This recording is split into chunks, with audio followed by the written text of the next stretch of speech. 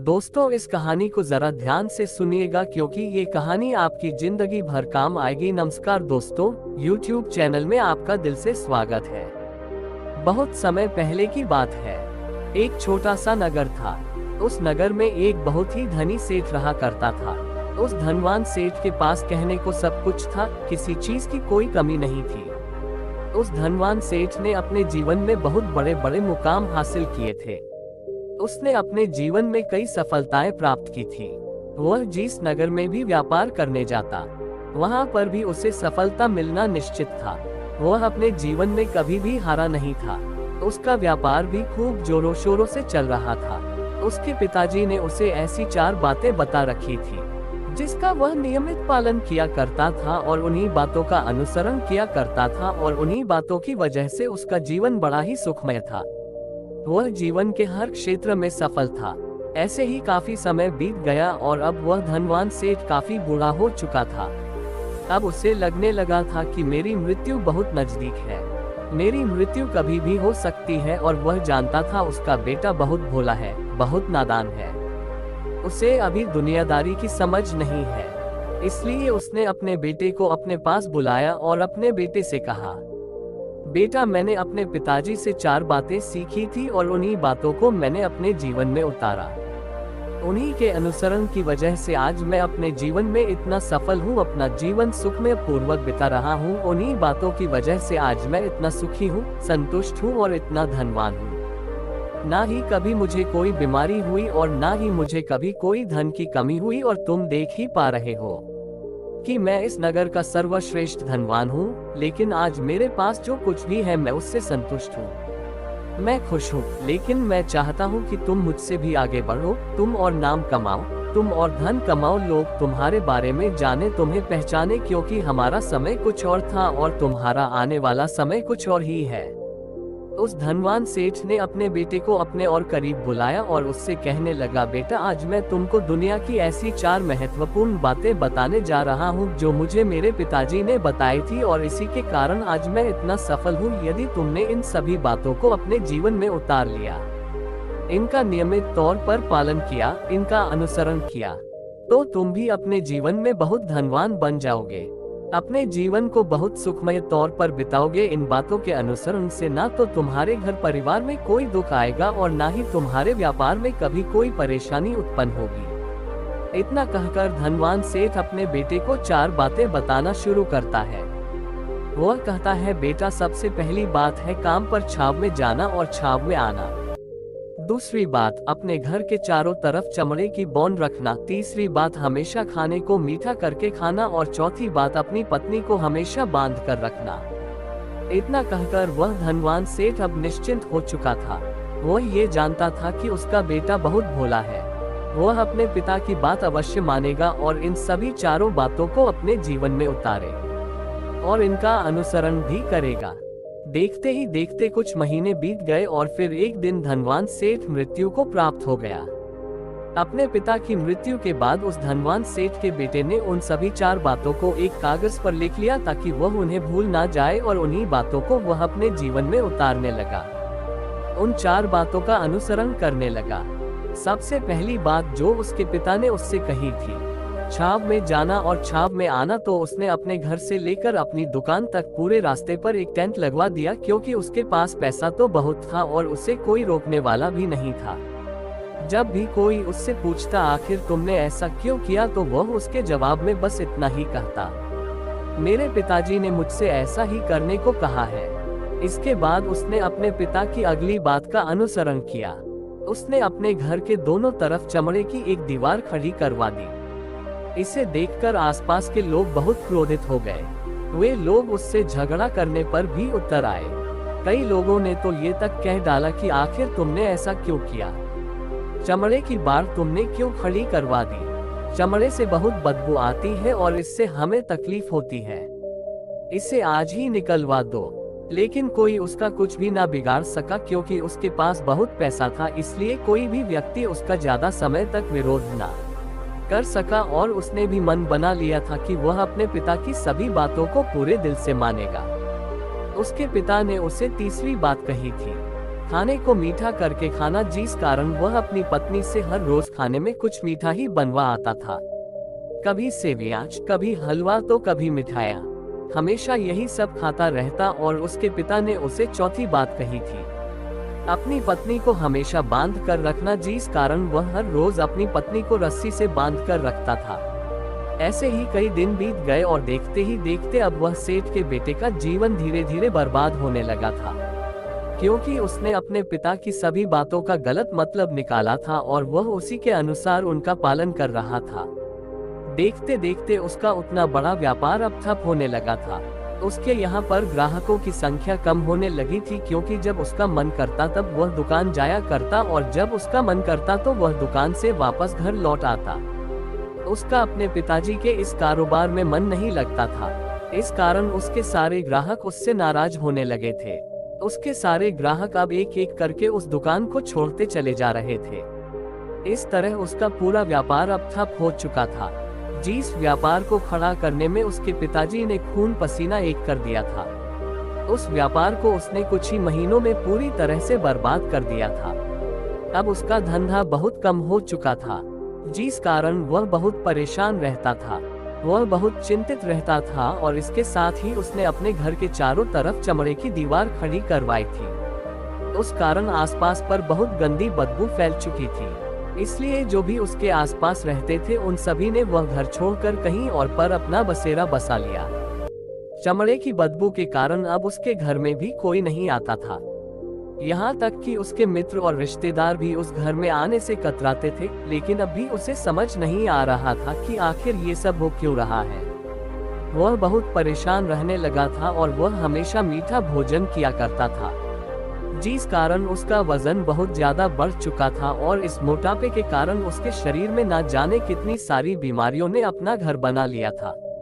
आए दिन उसके घर पर वेद आने लगे थे। इन्हीं कारणों से अब उसका पैसा भी इन चीजों में बर्बाद होने लगा था और अपने पिता की चौथी बात उसने मानी थी।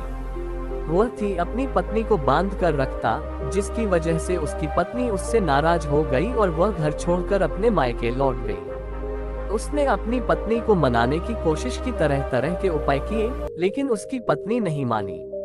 और वैसे भी कोई भी स्त्री ऐसे मर्द के साथ क्यों रहना चाहेगी। 3 मिनट 48 सेकंड जो उसे बेवजह ही बेबात पर बांध कर रखता हो। देखते देखते अब वह सेठ के बेटे का पूरा जीवन बर्बाद हो चुका था। ना तो अब उसके पास व्यापार बचा था, ना ही धन चाहेगी जो उसे बेवजह ही बेबात पर बांध कर रखता हो। देखते देखते अब वह सेठ के बेटे का पूरा जीवन बर्बाद हो चुका था।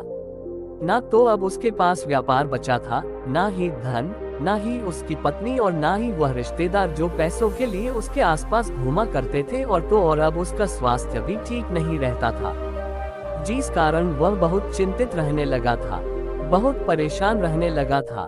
उसे ये सब समझ ही नहीं आ रहा था क्या हो रहा है और क्यों हो रहा है। इन सभी बातों को लेकर तो बहुत परेशान रहता और वह मन ही मन अपने पिताजी को कोसा करता और कहता, पिताजी आपने तो मेरा पूरा जीवन बर्बाद कर दिया आपकी उन 4 बातों के कारण। आज मुझसे मेरा सब कुछ छिन चुका है। ना तो मेरे पास व्यापार रहा, ना ही धन दौलत, ना ही वह रिश्तेदार, ना ही मेरी पत्नी और यहाँ तक कि मेरे स्वास्थ्य ने भी मेरा साथ छोड़ दिया है। आप ही के कारण आज मेरा पूरा जीवन बर्बाद हो चुका है।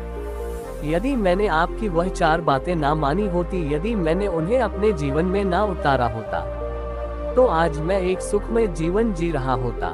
आपकी इन 4 बातों पर चलकर मुझे क्या मिला। मैंने एक आज्ञाकारी बेटे की तरह आपकी सारी बातें भली भांति मानी, उन पर यकीन किया, उनका अनुसरण किया, लेकिन मैं ही मूर्ख था जो मैंने आपकी उन बातों पर आंख बंद करके यकीन कर लिया। इतना कहकर वह फूट फूट कर रोने लगा। तभी उसे एक दिन पता चला कि उसके पास के नगर में एक साधु आए हुए हैं और वह साधु सभी की समस्याओं का हल बताते हैं। चाहे कैसी भी समस्या हो, वह उसका निवारण अवश्य करते हैं। ये सुनकर उसने सोचा कि चलो एक बार मिलकर देखता हूँ, हो सकता है कि मेरी भी समस्या का समाधान मुझे मिल जाए। इस आशा के साथ वह उन साधु के पास पहुँचा। वहाँ पहुँचकर सीधा उनके चरणों में जा गिरा और जोर जोर से रोने लगा। वह कहने लगा, हे गुरुवर, अब आप ही मुझे बचा सकते हैं। मेरे पिताजी ने तो मेरा पूरा जीवन बर्बाद करके रख दिया। आज मेरी जो भी स्थिति है वह सब मेरे पिताजी के कारण ही है। मेरे पिताजी ने मुझे जैसा कहा मैंने वैसा ही किया।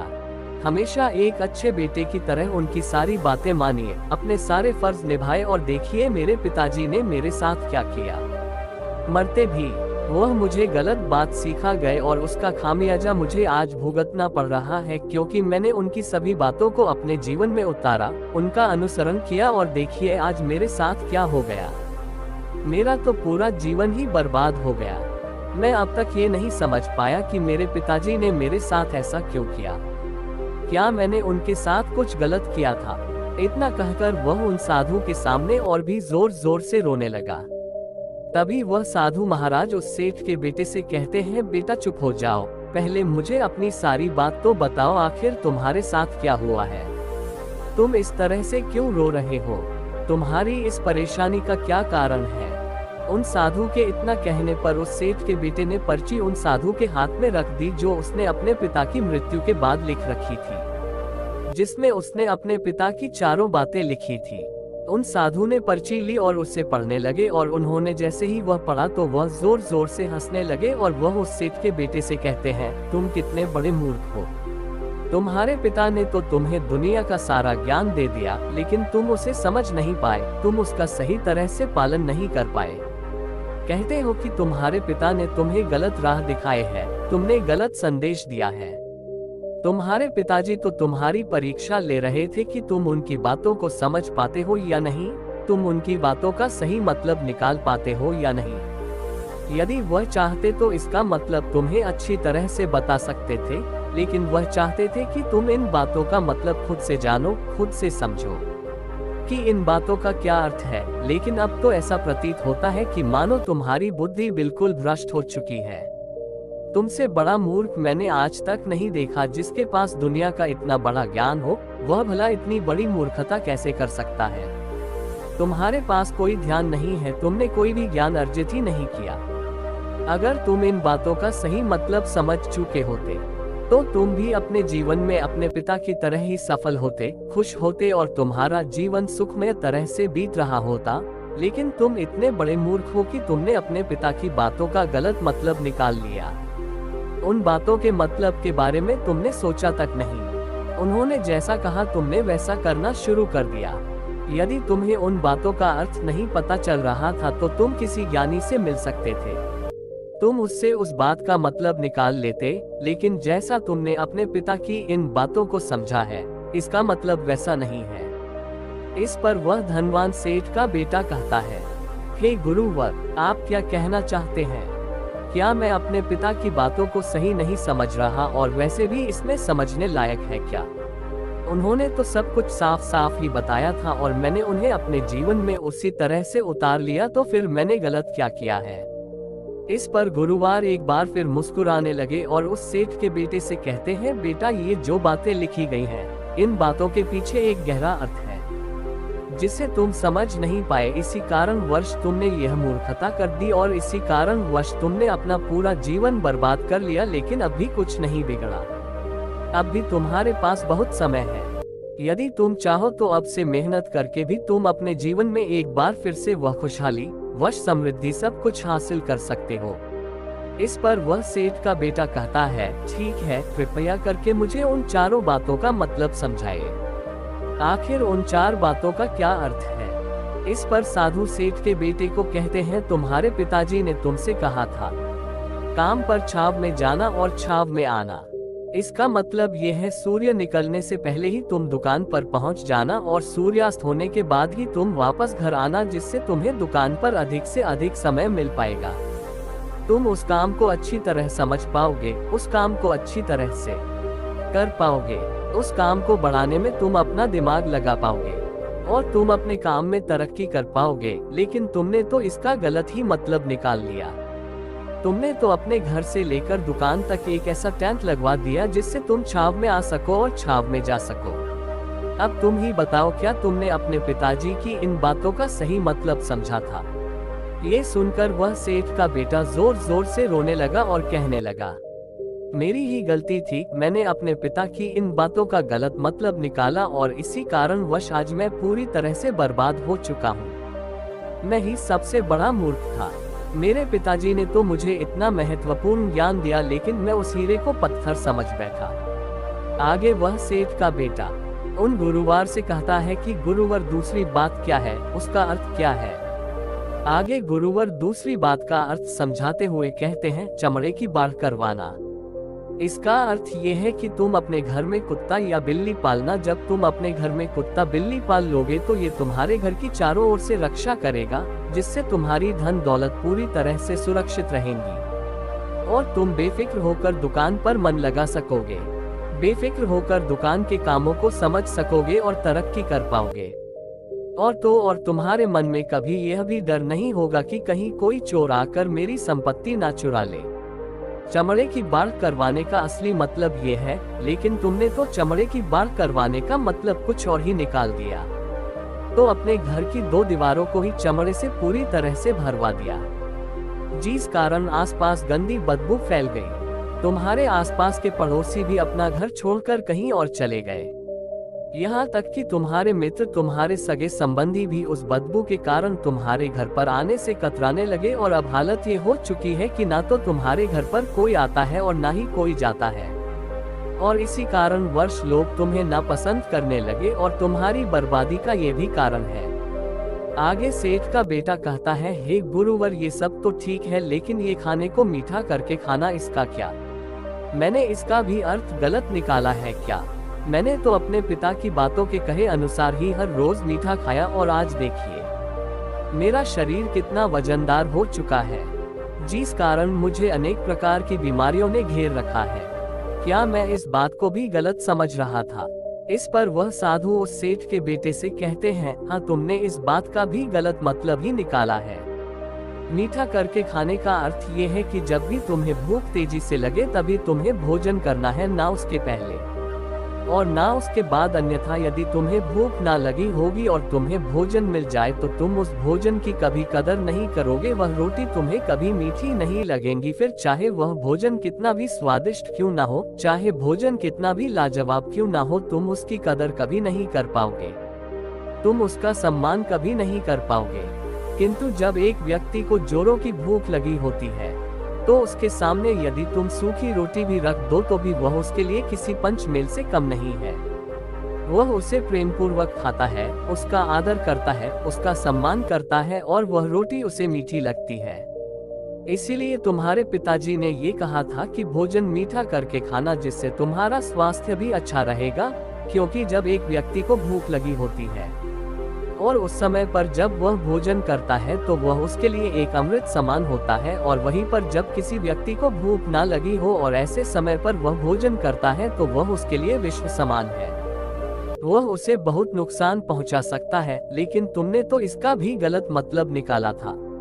तुम हर रोज मीठा खाने लगे, जिस कारण तुम्हारा वजन बढ़ने लगा और इसी कारण वर्ष तुम्हारे शरीर में अनेक रोग ने अपना घर बना लिया और ये तुम्हें मृत्यु के करीब ले जा रहा था। इसलिए आज से जब भी तुम्हें जोरों की भूख लगे तभी भोजन करना तुम्हारे लिए अत्यधिक फायदेमंद होगा और तुम्हारे शरीर को हमेशा निरोगी बनाने में तुम्हारी मदद करेगा। और जब भी तब भोजन की आवश्यकता ना हो, तुम्हें भूख ना लगी हो, ऐसे समय पर भोजन कभी ना करना।